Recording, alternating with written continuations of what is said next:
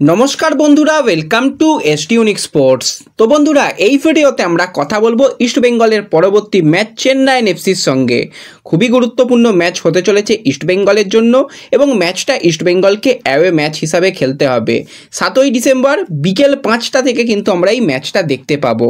তো খুবই গুরুত্বপূর্ণ ম্যাচ। ইস্টবেঙ্গলকে কিন্তু বেশ কয়েকটা পরিবর্তন করতে হবে এবং নতুন পরিকল্পনায় গিয়ে কিন্তু অস্কার ব্রুজন চাইবে এই চেন্নাই এফসিকে হারিয়ে পুরো 3 পয়েন্ট পেতে, কারণ প্রত্যেকটা ম্যাচ কিন্তু ইস্টবেঙ্গলের জন্য গুরুত্বপূর্ণ হয়ে গেছে। কারণ পয়েন্ট টেবিলের শেষ জায়গা থেকে টপ 6-এ আসাটা কিন্তু খুবই কঠিন হবে ইস্টবেঙ্গলের জন্য। তো কি পরিকল্পনায় যেতে চলেছে অস্কার ব্রুজন, সমস্তটা নিয়েই কিন্তু আমরা কথা বলবো এই ভিডিওতে। তার আগে একটাই রিকোয়েস্ট, চ্যানেলে যারা প্রথমবারের জন্য এসেছো মনে করে চ্যানেলটাকে সাবস্ক্রাইব করে নাও, তাহলে তোমাদের প্রিয় দলের খেলার সমস্ত আপডেট তোমরা এখানে পেয়ে যাবে। তো চলো আর দেরি না করে ভিডিও শুরু করা যাক। তো চেন্নাই এফসি কিন্তু বর্তমানে একটু স্ট্রাগল করছে। লাস্ট 3টে ম্যাচে তাদের পারফরমেন্স নিয়ে কথা বললে 2টো ম্যাচে কিন্তু তারা হেরেছে, একটা ম্যাচ ড্র করেছে। আর ইস্ট বেঙ্গল কিন্তু লাস্ট 3টে ম্যাচের কথা বললে একটা জিতেছে, একটা ড্র করেছে, একটা হেরেছে। এবং অস্কার ব্রুজন দায়িত্ব নেওয়ার পর কিন্তু ইস্টবেঙ্গল যথেষ্ট ভালো পারফরমেন্স করছে। তারা কিন্তু চ্যালেঞ্জ লিগের যদি আমরা কথা বলি 3টে ম্যাচে আনবিটেন ছিল, গ্রুপ চ্যাম্পিয়ন, এবং এই মুহূর্তেও কিন্তু আইএসএল এ 2টো ম্যাচে আনবিটেন রয়েছে। তো 5টা ম্যাচ কিন্তু আনবিটেন অবস্থায় ইস্টবেঙ্গল যাচ্ছে। এবং সবথেকে যেটা ভালো দিক ইস্টবেঙ্গলের এখন হয়েছে যে লাস্ট 2টো আইএসএল এর ম্যাচে কিন্তু ইস্টবেঙ্গল ক্লিন শিট রাখতে পেরেছে। যেই ইস্টবেঙ্গল পর গোল হজম করতে হচ্ছিল, 12টা তাদের গোল হজম করতে হয়েছে, সেখানে 2টো ম্যাচে কিন্তু তারা কোনো রকম গোল হজম করেনি। এটা কিন্তু ইস্টবেঙ্গলের জন্য একটা পজিটিভ দিক বলতে হয়। এবং লাস্ট ম্যাচ চেন্নাই খেলেছিল মোহনবাগানের সঙ্গে। মোহনবাগান কিন্তু যথেষ্ট প্রেসার করেছিল, কিন্তু একটা মাত্র গোল তারা হজম করেছিল মোহনবাগানের বিরুদ্ধে এবং 1-0 গোলে কিন্তু শেষ মুহূর্তে এসে তারা ম্যাচ হেরেছিল। তো অবশ্যই ওয়েং কোয়েল মানেই একটা আমরা জানি যে চেন্নাই এফসিকে আলাদা রকম পরিকল্পনায় খেলায়। আর চেন্নাই যখন ঘরের মাঠে খেলবে তখন কিন্তু হোম সাপোর্টও চেন্নাইয়ের কাছে থাকবে। তো ম্যাচটা কিন্তু ইস্টবেঙ্গলের জন্য মোটেই সোজা হবে না, যথেষ্ট কিন্তু কঠিন ম্যাচ হতে চলেছে। তবু কিন্তু আমরা জানি যে অস্কার ব্রুজন যেরকমভাবে খেলাচ্ছে, যেরকমভাবে ম্যাচ রিড করছে, আমরা আশা করতে পারি অস্কার ব্রুজন কিন্তু ভালো কিছু করাবে। হ্যাঁ, দলে একটুখানি সমস্যার জায়গা রয়েছে। সাউল ক্রেসপো সে কিন্তু স্বাভাবিক ছন্দে এখন অনুশীলন করতে পারছে না। কি সমস্যা রয়েছে আমরা এখনও জানি না। আশা করছি যে কয়েকটা দিন হাতে যেহেতু সময় রয়েছে, সাউল ক্রেসপো কিন্তু পুরোপুরি ম্যাচ ফিট হয়ে মাঠে নামবে। খুব একটা চিন্তার কারণ সেই জায়গাটা হয়তো হবে না, সে খেলবে। আর বাদ বাকি বিদেশিদের মধ্যে কথা বললে হিজাজি মাহে, তাকে আমরা লাস্ট ম্যাচে বেঞ্চে দেখেছি, সে কিন্তু ছন্দে রয়েছে। ক্লেটন সিলভা, তাকে কিছু মিনিট গেম টাইম দেওয়া হচ্ছে, কিন্তু গেম টাইম দেওয়া হলেও ক্লেটনের কাছ থেকে আমরা পারফরমেন্স পাচ্ছি না। ইন্ডিয়ান প্লেয়ারদের মধ্যে কথা বললে লালচংনুঙ্গা লাস্ট 2টো ম্যাচে আউটস্ট্যান্ডিং পারফরমেন্স লালের ছিল। এবং মোহামেডান ম্যাচে আমরা দেখেছিলাম যে ম্যান অফ দ্য ম্যাচও হয়েছিল।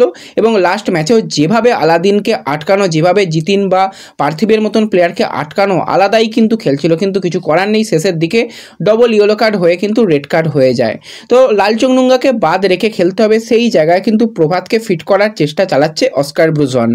আমরা যদি এই ম্যাচের জন্য ইস্টবেঙ্গলের বেস্ট প্লেয়িং 11 নিয়ে কথা বলি, তো আমার তো মতে বলে কোনো রকম পরিবর্তনের দরকার নেই। লালচংনুঙ্গা কাঠ সমস্যার কারণে খেলতে পারবে না এই ম্যাচটা, তার জায়গাতে একটাই পরিবর্তন করা হোক, সেটা হচ্ছে প্রভাত আসুক লালের পরিবর্তে। বাদ বাকি যেরকম প্লেয়িং 11 ছিল 4-4-1-1 ফরমেশন, একদম সঠিক ফরমেশন। মোহাম্মদ রাকিব যথেষ্ট ভালো খেলছিল, সেখানে জিকসানের সঙ্গে কিন্তু পেয়ার আপটা খুব ভালো হচ্ছিল। জিকসান নেমে এসে ডিফেন্সও করতে পারছিল, দরকারে গিয়ে হালকা অ্যাটাক করতে পারছিল। মিডফিল্ড যথেষ্ট ডমিনেট করছিল ইস্টবেঙ্গল। এবং যেরকমভাবে চেন্নাই এফসি দল, তাদের কিন্তু মিডফিল্ড যথেষ্ট ভালো। কনর সিল্ডের মতন প্লেয়ার রয়েছে, আফ্রন্টে কিন্তু চিমাচুকুর মতন প্লেয়ার রয়েছে। তো তাদেরকে আটকাতে গেলে মাঝমাঠটাকে কিন্তু দখল করতে হবে। একটা পরিবর্তন করাটাই সবথেকে ভালো কাজ। এবার যদি কোচ মনে করে যে না, কিছুটা আমরা অ্যাটাকিং ফুটবল খেলবো, কারণ অস্কার ব্রুজন অ্যাটাকিং ফুটবল খেলতে ভালোবাসে, হাতে নন্দ মহেশ অপশান ছিল না বলে তাদের খেলাতে পারেনি। তো নন্দ মহেশ যেহেতু ফিরছে, তো প্রথম থেকে কিন্তু জিকসান সিংয়ের পরিবর্তে নন্দকুমারকে ব্যবহার করতে পারে, আর ডিফেন্সে লালের পরিবর্তে প্রভাত।